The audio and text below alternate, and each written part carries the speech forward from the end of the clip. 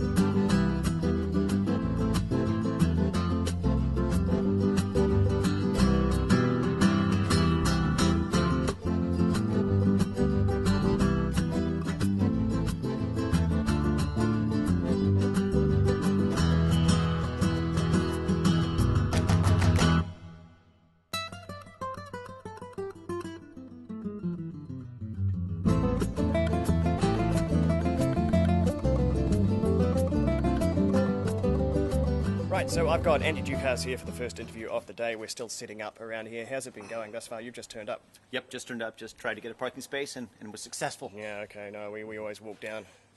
Safer to do that. So what are the beers you've brought in? You've got a few. We do have a few. For the general tasting, I believe it's 3 different versions of our tea saison that we did. We wanted to call it green tea bagger, but our guys at work wouldn't let us use that. Jeez, and if you can't get away with that in Nelson, then we can. Yeah, it's the name when it's bottled is going to be what is it? Sencha saison. So we used from Teetotal. We got 3 different green spiced teas, and we did 3 different infusions in a saison that we made.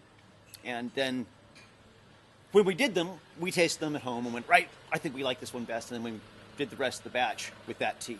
But here at Marchfest, people are going to get a taste what we tasted when we were making those so cuts. We've got sort of 3 iterations. Exactly. What's the difference between them? Are they different strength or more tea? There are different kinds of tea. There was a Japanese lime. There was a orange citrus green tea one, and another one I can't bring to mind. And no bergamot. No bergamot. Oh, no, thank goodness. No. Yeah, no. These teas come around and it's bergamot every time, and I hate bergamot. It's terrible. Can't get away. I think the Japanese mint tea might be the goer for me. So I'll remain hopeful for that one. And the tea balanced out the spice from the yeast in the saison quite well. We were quite happy. Okay, so you Belgian yeasts in all cases? Yeah. Well, it's a French saison yeast actually. Right. Used. All right. Yeah. It's probably pretty similar. Oh yeah. So that'll be very exciting to try. Is there anything coming up for the Standard Renaissance range? Anything in the pipeline? We've got our chocolate stout's going to be coming out. We've just released a couple new ones actually. One called Little Rippa, that was a lower alcohol red session IPA. That was our first crowd-funded, crowd-brewed beer where we did it live online for all our shareholders and such. We've got a low alcohol beer called Empathy coming out, 2.5%. I think I've heard of that one. That was at the South Island Festival, wasn't it? Right. Yeah, no, and we've got one called Clipper, which is a session IPA. Okay. Oh, that sounds very good. And any of these Marchfest ones going in bottle, or are they just for Nelson?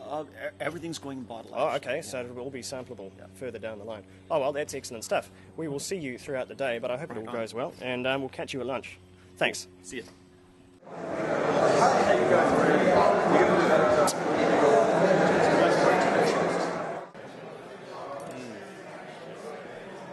Oh, it's not Christchurch water, is it? No, it's not. Jeez. Well, it's water. It's a well-rounded softness. I feel I should be going swimming. It's like pool water. Yeah, my eyes are going a bit red. Oh, 1 star. 1 star.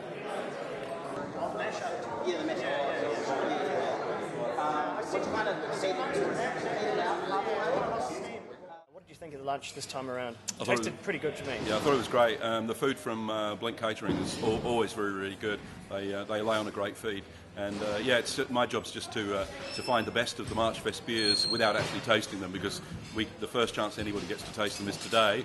So I'm just going on the description. So I'm pretty pleased with the way it went. I thought some of the matches were great. A couple of the beers didn't perform quite exactly the way I thought they would, but that always makes the matches fun. It adds to the fun of the occasion. No, it must be a bit fly by night. If they just give you the descriptions, you'd have had a lot of trust in the brewers to give you the right ones. Fortunately, I know most of the brewers personally, and when they tell me their beer is hoppy, I know exactly what they're talking about. And in some cases that means seriously hopped, and in other cases that means quite delicate. So I've got a good idea through my long-term relationships with those brewers, and but it's fun. It's fun when it works out, and it's fun when it doesn't work out, because actually matches that don't work out, actually all they do is they actually prove when you get a good one, it just shows you how good the good ones are. It's a great festival. I love coming to this festival, and I do still think it's the best outdoor beer festival in New Zealand. Just about, yeah. No, I'd say it's probably the most interesting too, because all those beers are going to be brewed specifically for the event. It's just not going to be a big retail showcase. It's going to be something unique that you'll only see on the day in most cases. So I think it's really great. Absolutely. I just think the beers are brewed in comparatively small quantities. They're not brewed to commercial levels because they just need to be produced for the day, and there is no requirement for them then to be commercially available after that. Some of the brewers choose to do that, but others just make enough beer for the festival, so they can really go a little bit wild if they want to. It's great. Oh, outstanding stuff. Well, we won't keep you any longer. Generous as always with his time, Geoff Griggs. Thank you very much. We might catch up with you later. But cheers. Yeah, good stuff. Here's Søren Eriksen from 8 Wired Brewing, one of my favourite breweries. You've recently moved up to Warkworth from contract brewing. You were in Steam most recently, were you? We've been in a lot of places. We started out at the Renaissance in Britain. Been doing most of the bottled stuff at Steam the last few years. We also brewed at Foabs in Christchurch and a little bit at Deuchars. So been the whole way around the block. Yeah, we've been around the block, yeah. Or you'd be moving to a new brewery would be nothing new in that case. No, except for this time it's our own brewery and it's permanent, and we'll be doing everything out of that brewery. Okay. So it is quite new that we're getting everything under one roof, which is probably one of the main advantages. And so how's that been, setting that up? Has that been reasonably smooth? Hasn't been too many problems? No, it's been pretty smooth. But stressful at the same time. A lot of little details, obviously, that need to fit in together. But yeah, no major dramas. Okay. And you've got the bottling line and everything up there, so you're pretty much good to go, producing 100% your own beer. You're not relying on anybody else except for distribution. No. Yeah. So that's going to be full control. Yeah. No one can tell you no. That's right. When the Britannomyces comes up, you can say yes. Yeah. And it is only going to be our own fault if we infect the other beers. No, I think it'll be quite exciting actually. Yeah. I'm looking forward to what comes out of there. Tell me a bit about this barrel-aged 8-wired that we've had at Marchfest today. Hopwired Unchained is it's a regular hopwired that's been in barrels for 2 years with Brettanomyces. So it's gone quite funky. It's not sour as many people might think it would be, but it's funky. We dry hopped it just before kicking, ran it through a light filter, and that's the beer that. Yeah, I thought it was still pretty fresh. It's gone up a little. It's a bit stronger. Is that the Britannomyces just eating up the very last? It's just the Britannomyces and the wild yeast that would be in the wine barrel. Okay. It's an ex-wine barrel that we put it into. Just taking out that very last few bits of fermentable sugar that the other yeast might have left. So it's probably a drier expression than the normal IPA. Technically, yes, but I didn't think it tasted any drier than the normal one did. That's your Marchfest brew. Is there anything new coming up from 8 Wired as far as retail beers? Yeah, there's always a lot. The last year or two, we haven't made too many beers in bottles, new beers in bottles, just from capacity issues and logistic issues. But now that we've got our own brewery, we'll have a lot more beers coming out. We'll in the bottle. anticipate that one. There's wild stuff coming out now that you've got full. There will be a lot of wild stuff. Full control. Yeah, Okay. yeah. I mean, we've had our barrel program going for a few years now, and out of 200 barrels, probably half of them are actually ready to bottle at the moment. So it's just a matter of us finding time to taste them and blend them. That should be really good. We tasted a bottle of batch 18 just last week. Oh yeah, and it was phenomenal. Yeah, it was one of the most phenomenal beers I've had in a very. We've got about 20 cases of that left that we might release as special. I think a vintage release of that would be some of the most exciting stuff that's been around. The idea is we brewed 10 batches in the new brewery now. When we get to batch number 18, we'll brew batch 2.18. Okay. Which will be... You think you make it even bigger? Yeah. We'll make it even bigger. It doesn't get much bigger, but I'm sure you can make it just a wee bit. Just a wee bit, yeah. But then we may release the old batch 18 with the new batch 18 at the same time. Gift box. That's a good idea. Yeah, $30. Yeah. That's the way. Okay. 100. 100. Whoa, I don't know. As long as you send us a sample. All right. That's been Søren Eriksen, brilliant brewer. Now, sadly, joined the Auckland fold of the yuppie brewers, but, what can you do? What can you do? Still plenty of good ones in the South Island. The funny thing is that the Aucklanders think that we're Northern. Yeah? They think we're so far north that there's not beer worth divides making the even trip. up there, is there? So you're in the Nelson of the North, maybe. Something. Oh, well. Thank you for your time. Hope you have a good festival. We certainly will. And we might check back in with your beer later on in the day if you're around. Thanks a lot. Cool.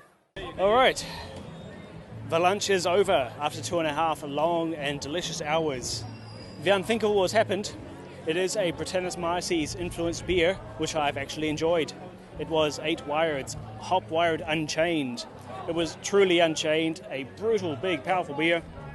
As I say, first time ever Britannis Marcy's beer. I liked it, but it was simply too much. I could not even with this beer. I tried to even, I could not even. When the barley wine, a Renaissance tribute barley wine, became the gentle palate cleanser, which eased my palate, refreshed my mouth. When a barley wine becomes that light and silky, you've been tasting something pretty powerful. We are coming to you from the Bristol B170, the Tastecraft. We're here with our first flight of beers. There you go, there's the pun in there early in the day. Nice. So I've got the Sprig and Fern Pale Ale, which by their description is an international style pale ale, so safe enough, but it's made with fresh hops because we're in harvest season at the moment, so lots of lovely wet green hops will have gone in here, and you can... Yum. Ooh, I think I know what's coming, but I'll let these guys introduce their beers in the meantime. I have here the Mała Greca, a smoked wheat beer in the Polish style, similar to the Grodziski we encountered at the South Island Beer Festival. Townsy and Sunkisser, 4.5% pale ale. This is pretty sessionable and nice.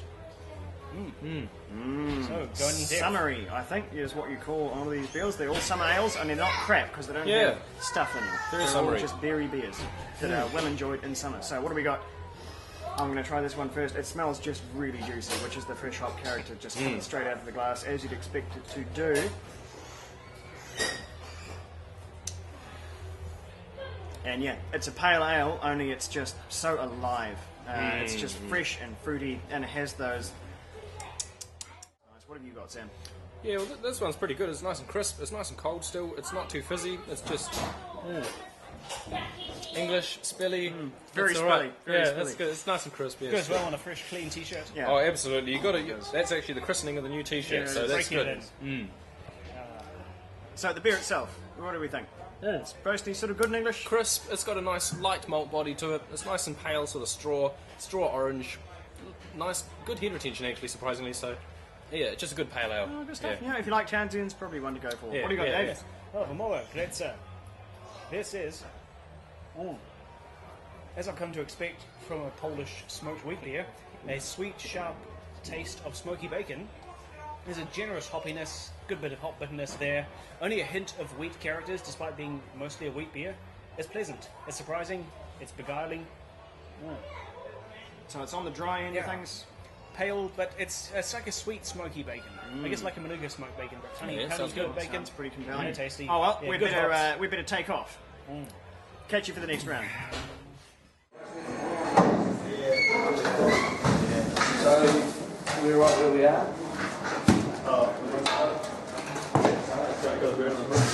Some of those rude pipes. Yeah, that's pretty nice, eh? Nice sort of pump setup. So, here's Dale of Dale's Brewing and Christian of the very recent Coolships Brewing. Dale, I want to talk to you first. You were probably in what you might call the third wave of craft producers coming onto the market. There was already a lot of craft beers on the shelves when you were trying to break in. How was that? Yeah, I mean, I suppose for me it was a little bit different. I was the third wave, but probably one of the first true homebrewers as such, as in the respect that I'd won a homebrew award beforehand and it piggybacked off that. So I suppose it was a little bit different to the Yeasty Boys and the 8 Wides that were already out there and had sort of established a market.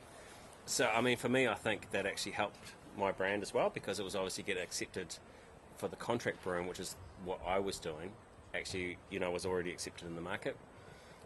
So it actually was easier. The sort of the dog work and all that sort of stuff had already been done for me, and was making it easier for like finding distributors and actually acceptance inside the market and things. So it's been still a reasonable journey, but a great experience. Okay, and how's it going now? It's all go? Yeah, it's good. It's good. Yeah. I mean, definitely for me, the South Island, because I'm a South Island brewer, is definitely the biggest market. Obviously, with the trend in Wellington and things like that at the moment, most of the Wellington brewers have got a big niche of that market. But for the South Island, it's going really, really well.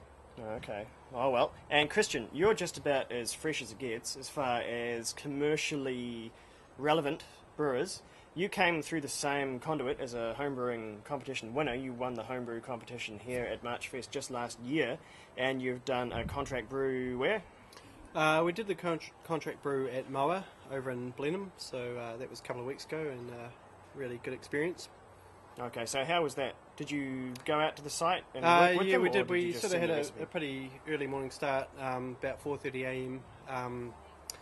Went over to Marlborough for a 6 a.m. start. They were doing 3 beers that day. Mine was the first one, so went pretty well. Great experience. Any jitters moving up from homebrew to all those litres? Not really. It's a very different process in that extent. I mean, it was sort of going from 20 litres to 1200 obviously is quite a different experience. The general process is the same, but just on a massively different scale, really. So, great learning experience just to see how it's done. I haven't sort of been in a commercial environment.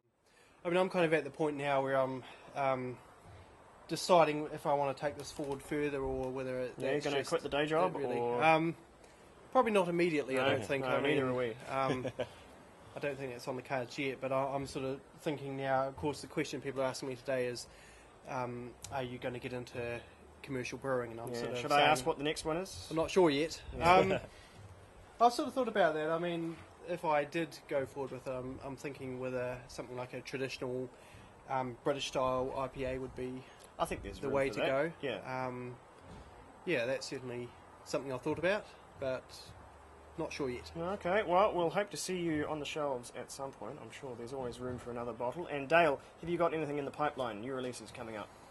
So for me, I suppose this year I've released my first, since Marchfest last year I did a Pilsner. Been asked for a Pilsner for a long time. So I released one over the summer months in Nelson. Out. It just disappeared. The whole batch just went so fast. So the rebrew of the Pilsner, and probably looking at bottling and having that as bottle and keg product, where it was only keg the first batch. And also Marchfest beer, so my Belgium APA, a style I think is very unique in New Zealand. I've only seen Emerson's do a one-off batch of that, so I think in New Zealand something quite different. So depending on how that goes with Marchfest and the sort of couple of months after that, I might keep that as a permanent as well. So probably just work on those two, and then like a lot of the other breweries now, just moving into 6-packs so that you can do mix 6 and those sort of things, and yeah. Oh, well, good stuff. And the ESB still going strong? That's my favourite. Yeah, ESB's going really, really well. And that's the thing. I mean, that's a great beer, and it's great to be aged as well. I mean, I love that beer once it's a bit older. Obviously, that was Marchfest launch 2 years ago, so I used Marchfest as the stepping stone for that beer. sells well and is slowly getting momentum. But like anything, it's better old rather than fresh. I think it just really matures. I think if there's a slot for craft beers in New Zealand, it's getting good ESBs on the shelves. We've got all the IPAs we want, but there's not so many ESBs, and I think that's a shame. And that's the thing for me. I mean, the Pilsner was a hard style to actually sort of go for because I've always been about brewing beers that aren't readily available in New Zealand and not a style that you find 20 examples of. Obviously, the Pilsner, that's exactly the case. You find a lot of them, but all my other styles have been something that is something a bit more unique. Like the ESB and like hopefully now the Belgium and APA and that sort of stuff, and just something so it's different on the market and something that people resonate with, sort of me doing it and those sort of things. Oh well, excellent stuff. That is Dale and Christian from Dales and help me out, Coolships respectively. Hope to see you back, Coolships, and I'm sure I'll be enjoying plenty more Dales ESBs in the future. Thank you for your time, guys. Cheers, guys. Have a good rest of the festival. Cheers. Awesome. Cheers for that. Lovely stuff.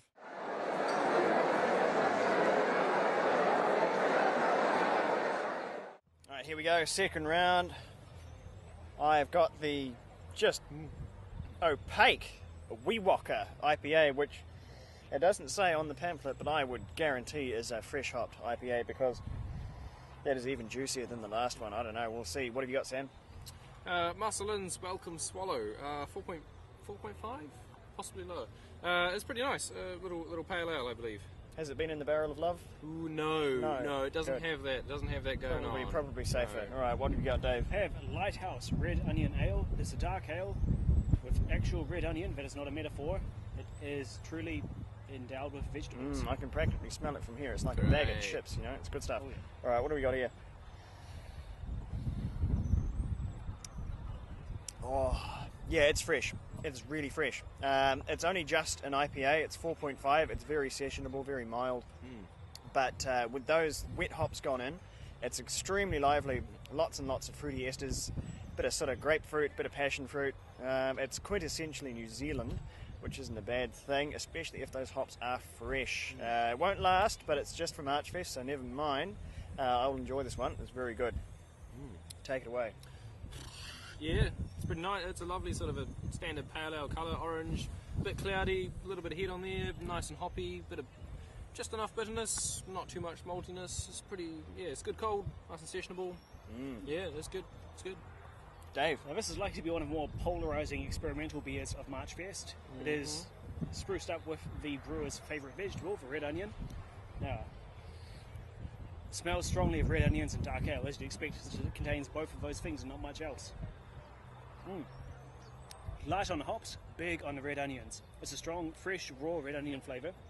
There was a red onion based dish in the Marchfest lunch, but this beer was not paired with it. That was a caramelised red onion.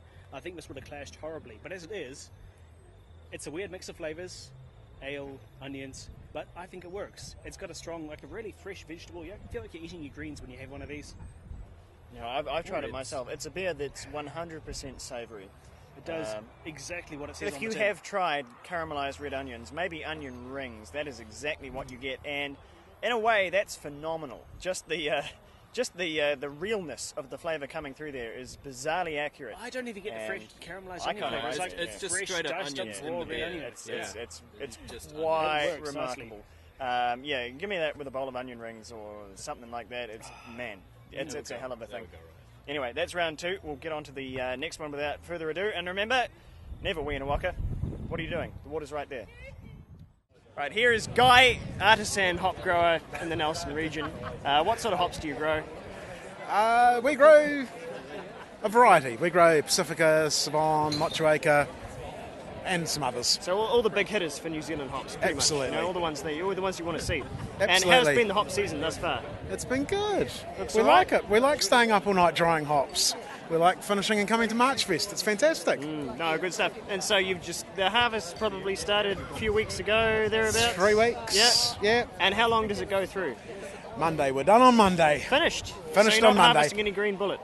That's on Monday. Oh, it's well on done. Monday. Okay, nice. yeah. Okay, I screwed that one up. Never mind. No, that's perfect. Because I knew that green bullet was last. I just thought it was sort of way later than the other ones. But Yeah, we kind of want to get finished. Okay. But they'll be right. They'll be good. Okay. They'll be fine in your beer. Trust me. Cool. Right, well, we're getting a bit late in the day now, so we've taken a knee, or a squat in my case, for some slightly more mellow beers, and I've gone for the most mellow of the lot. It's Renaissance's Empathy, and it's actually really good. For a 2.5% beer, it's got really quite a good happening nose and not a bad body, but we'll get further into that. What have you got there, Dave? I have a Get Fuggled, which is a fresh hopped pilsner from Totara. It is really talking up the Fuggles hops, traditional English hops, whopping 80 kilograms of hops in 600 litres of beer to produce what we have here today. Otherwise, pilsner at 5%. Now, that hop bill might sound a bit outrageous. Those will be wet hops, so most of that weight will be in moisture. That would be a insane quantity of processed hops to put into a beer. So we're dealing with wet quantities here, which is a bit different. So it's actually quite a mild one, you know. But we'll get round to that. What have you got there, Søren? I was hoping to get a wee Walker, which Tim had earlier, but they've run out of that. It must be pretty good. So someone weed in the Walker. I've ended up with the Dale's APA, Belgian APA. That was not too bad. It's nice and dry. It is very nice. You were talking about mellow beers. No, this is not a mellow beer. This is a it's very quite good harsh. beer. Yeah, it's pretty crazy. All right. Well, let's see what we've got here.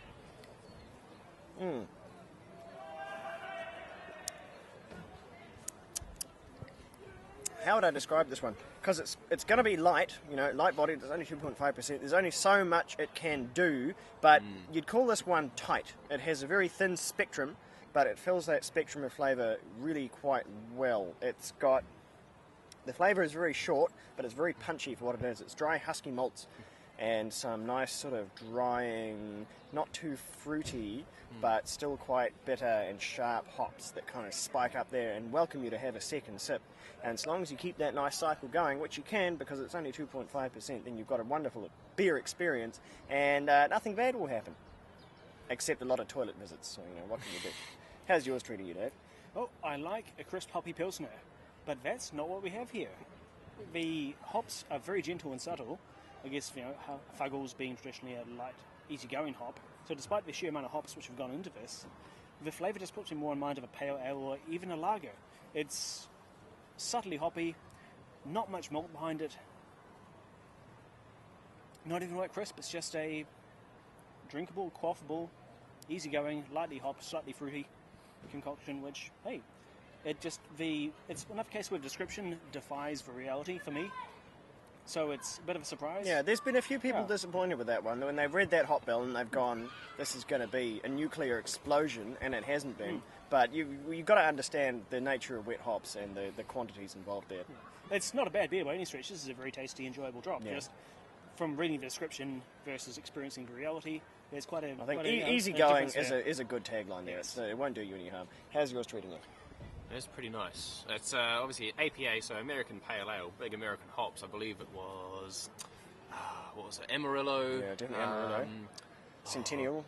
Was it Centennial? No, Columbus. Columbus and NZ Rewaka.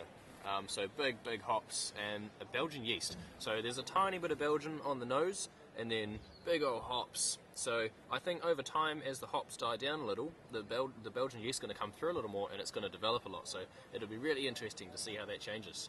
At the moment, it's pretty nice and hoppy. Oh, well, good stuff. Nice and refreshing. Give us some good fortitude because it's about to get dark in here. Oh, I've got to put a jumper on. All right. Right, well, that's been Marchfest 2015. It's been a pretty good festival. We haven't managed to catch all of the beers, but we've done our best. But we will be back here next year, 2016, as Marchfest will carry on. How have we found it, guys? It's pretty good. As good as always. Good as always. It's been a big one. Pretty much the place to be if you're in the South Island looking for a beer festival. Maybe the place to be in the country if you're looking for a beer festival. There is a bee on my arm. Dave, take it away. Don't enrage the bee. Okay. You're not going to smack it? Thank you for joining us. No, beer's taken itself away. The problem has solved itself. It's been a big day of big beers. It's the end. Yes. Thank you all for joining. It has been swell. We will see you next time on the Sesh. Right, this has been the Sesh. We're out of here.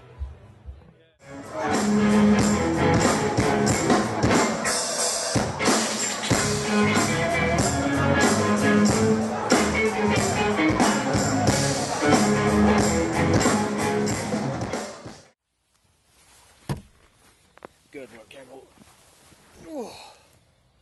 Right, well, that was Marchfest, and the drive to and from Marchfest. Still, a pretty good festival though. What did you think, Dave? I hope these guys enjoyed our coverage as much as we enjoyed bringing it to them.